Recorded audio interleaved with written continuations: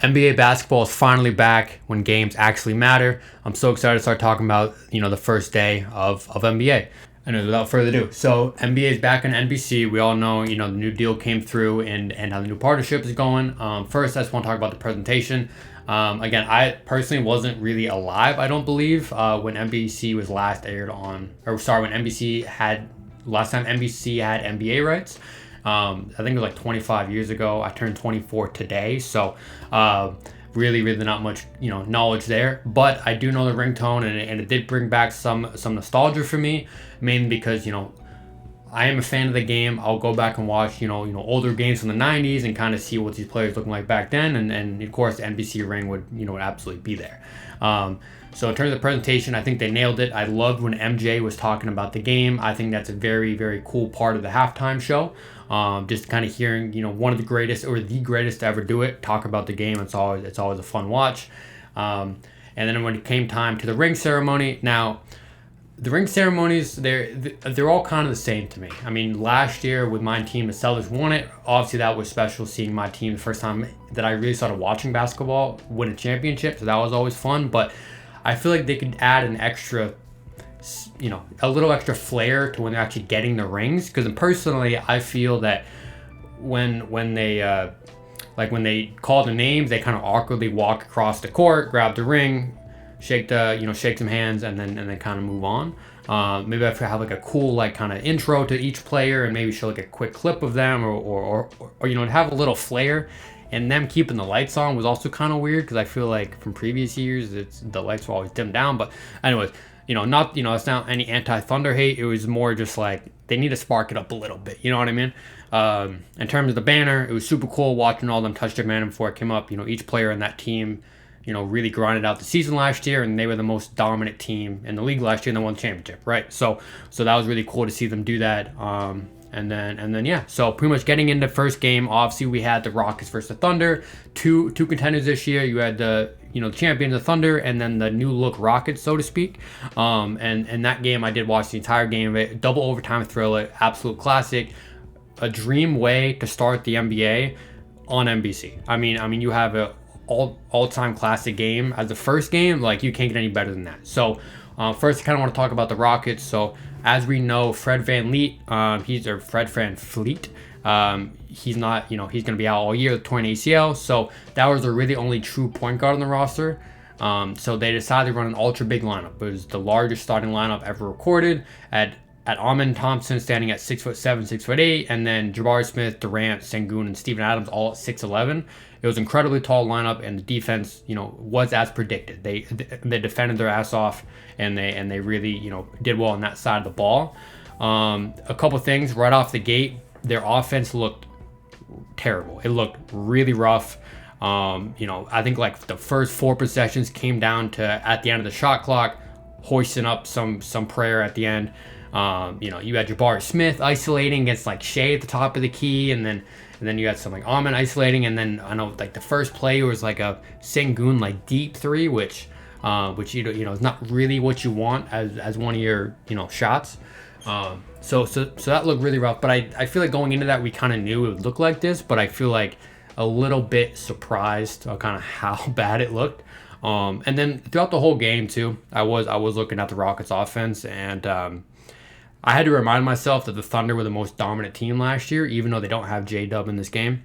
Any offense is going to look a little rough against them, because they had the best defense in the league, and they just controlled the game at their own pace. That's why they're champions, right? So I had to kind of keep that in mind. And of course, the Rockets had some new pieces, but definitely not what you want to see from a contender, right? Next on offense, Amen spotting up for threes, that's a no-go for me. He shot 7 threes. He did hit one, but then they took it away because his toe was on the line. And for someone who is a big believer in Amen and he drafted him with their 11th pick in fantasy, really not what I want to see. But just because he's not a strong 3-point shooter, and having him spot up in the corner is not ideal. And shout out to one of the announcers. I don't know their name, but I remember when Reed Sheppard was in the game, they had Reed at the primary ball handler, and they had Ahmed spotting up the corner. And that didn't make much sense to me once the announcer pointed out, like, you want to have Reed spotting up and not have Ahmed be the primary ball handler, right? Because you have that spacing. Pretty much, Ahmed was just floating to the corner. and he was shooting those shots. Now for the Thunder, they just let him. They were living with that all night long. They were not worried at all at Armin shooting those threes, and they let him do it, and he didn't make a single one. So I feel like I do understand that repetition will hopefully increase his percentages and have him get better, but shooting 7 threes in this type of game, like that's just not what you want to see. So that definitely needs to be a little cleaned up. And then kind of speaking about Reed Sheppard, so my thing with these really small point guards, right?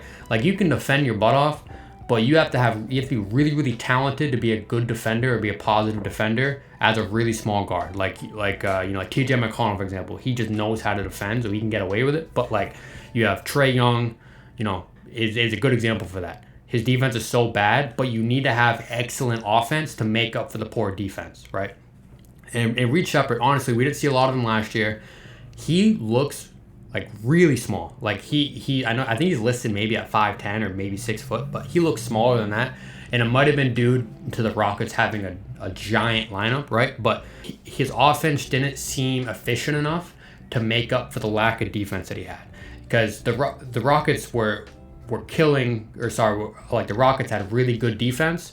And then they put Reed Sheppard in, and then the Thunder would just attack that side of the zone, and it would be killing Reed Sheppard all night. So they need to kind of figure out a better way to hide him, or figure out a different way to guard when he's on the court. So, and then of course we got to talk about Şengün, who had an MVP level night tonight. He dropped like 39 points. Flirting with a triple double. I think he had like 6-7 assists, 6-7, and then he had like a handful of rebounds as well. And he also set a career high from 3 at 5 a game. He looked really confident 3-point shot, looked amazing.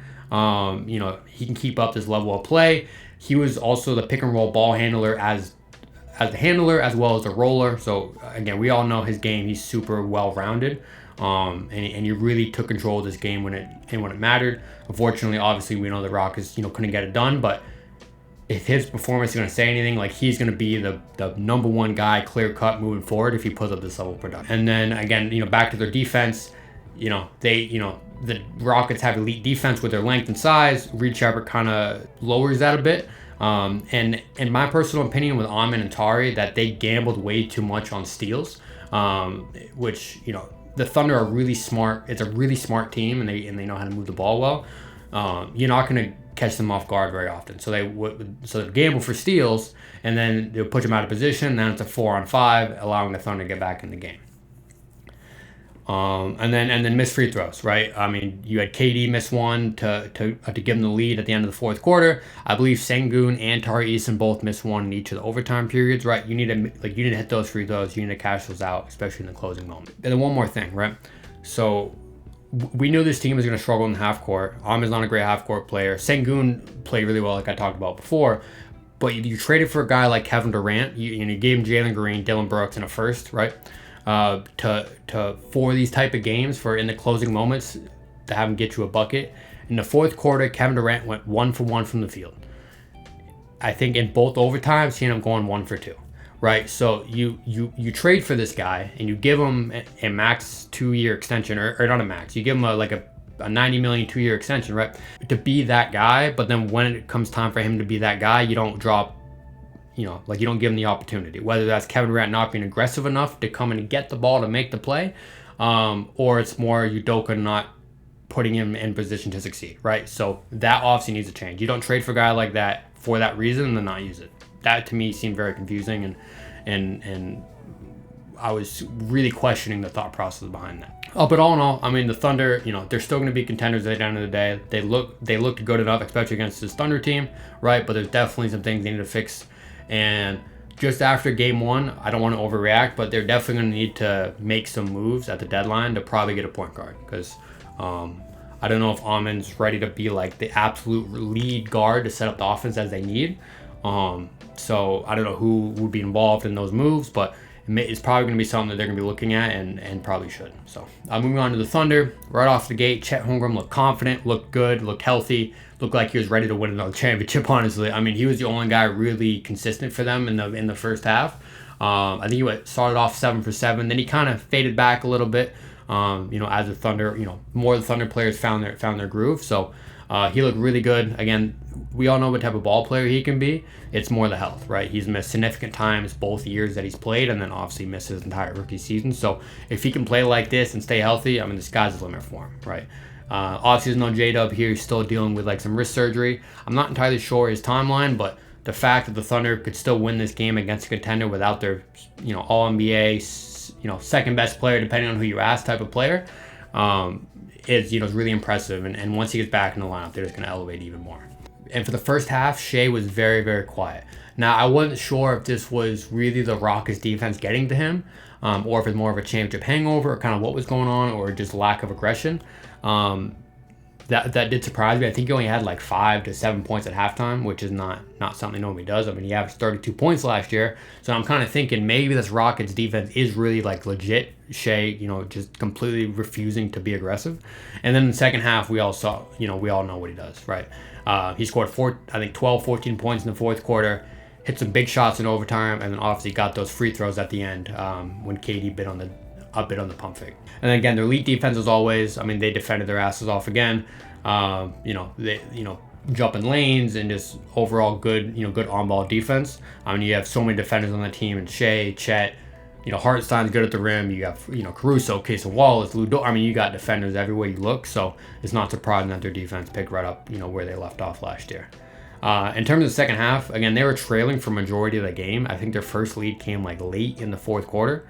Really, the second half, what stood out to me is that they started off small. They left Hartenstein on the bench, and they started Caruso, I believe, in his place. So they had like Wallace, Caruso, Shai, Chet, and I cannot remember the third guy, Dort maybe. They really came out guns blazing, and they really gave the Thunder the energy they needed to then carry it into the fourth quarter and eventually win the game in double overtime. Wiggs too. Wiggs was incredible in the minutes he had. He had a fantastic dunk that really elevated the team and gave him the energy. So shouts out to Wiggs. But yeah, I mean, another key factor was AJ Mitchell, a second-year player for them. He looked phenomenal. I mean, he had the shot right at the end of the second quarter, and I feel like whenever they needed a big shot, he stepped up. I think he finished like 12 points, but I feel like all 12 of those points really came. They're really timely baskets, which is phenomenal from a second-year player that they got. I think maybe end of the first round, maybe a second-round pick, but he was incredible tonight as well. Overall, Thunder look dominant. They look like they're still going to be a championship team this year, and they're gonna it'll be even more fun to watch them once J-Dub's back in the lineup. But yeah, they take care of business, and the Rockets work some things out. Next, moving on to the Lakers-Warriors game. Now, to be completely honest with you, I live on the East Coast. After the Thunder-Rocket game, it ended at like past 11 o'clock for me. I had to work at 7. Unfortunately, I wasn't able to watch it. But once I got home, I watched some highlights and kind of looked at the box score and kind of did some things like that. So this is going to be a shorter analysis, but just kind of things that stood out to me. Obviously, Luka had himself a game. He dropped like 43, 9, and 9.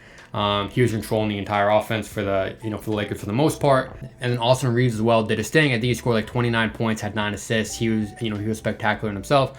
I think I saw a stat where the Reeves and Luka either scored or assisted on 99 out of 109 points that they scored. So definitely good, that those two players are stepping up, but they're going to need more out of the surrounding pieces. Speaking about that, DeAndre Ayton, I mean, I get it looks good on paper, but I don't think it's going to work out for the Warriors. I mean, he's a very finesse level center. He's not a very dominant, physical center, but when your center shoots zero free throws in a game and he plays 35 minutes, I mean, that's definitely not great, I feel like. And especially with Luka, I mean, you need kind of a dirty work type center to be rolling to the rims, catching lobs, really being physical inside. And that's not really what DeAndre Ayton has become. So, definitely some things to work out. Hopefully he's, willing to kind of gel with Luka a little bit better and kind of work those things out, and they can do a good, be a good pick and roll partnership. But from first game, from what I saw at least, kind of the same DeAndre Ayton that was in Portland, and not really looking too great for them. And then you really didn't get much out of anybody else. Mark Smart had a couple big shots. Gabe Vincent didn't really do much. Rui did his thing, but definitely more.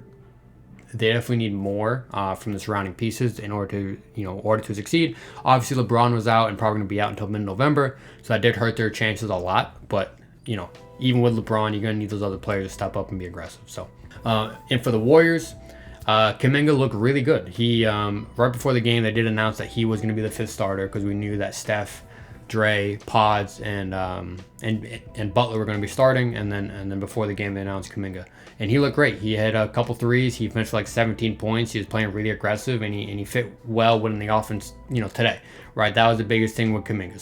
Some weeks he would be absolutely on fire. He looks like a star in the making, and then some weeks he would be a non-factor, right? So it's all about getting that consistency out of him. But game one, great start.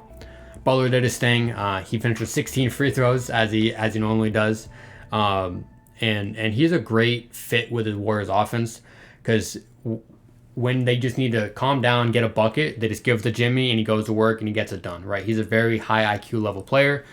He's able to read mismatches and read the floor really well. So if you need to slow it down, give it to him, put him in isolation, put him on the block, whatever you need to do, he's most likely gonna get you a bucket. And then, Steph was good as always. He scored 23 points, I believe. So pretty average game for Steph. Nothing really too much there, but he didn't really need to do much, right? Butler had a great offensive game. So did Kuminga. So Curry was kind of, just average. With 23 points for average is pretty good if you ask me. And then being a Celtics fan, I love seeing Al Horford out there, still competing. Obviously the Celtics, it's going to be questionable what they look like this year, so I'm happy that he's able to go to Golden State, play with a lot of championship DNA type guys, and still compete at a high level. So that's pretty much my take on opening night. Again, I love opening night. I'll always watch it. Unfortunately, I wasn't able to watch the Lakers Warriors game because I got a job and I got bills to pay. But again, the first video on this channel, probably going to be trash. May not like it, whatever. I just like sitting down in front of a camera and talking ball. So if you want to join me, go ahead and subscribe, and I'll check you in the next one.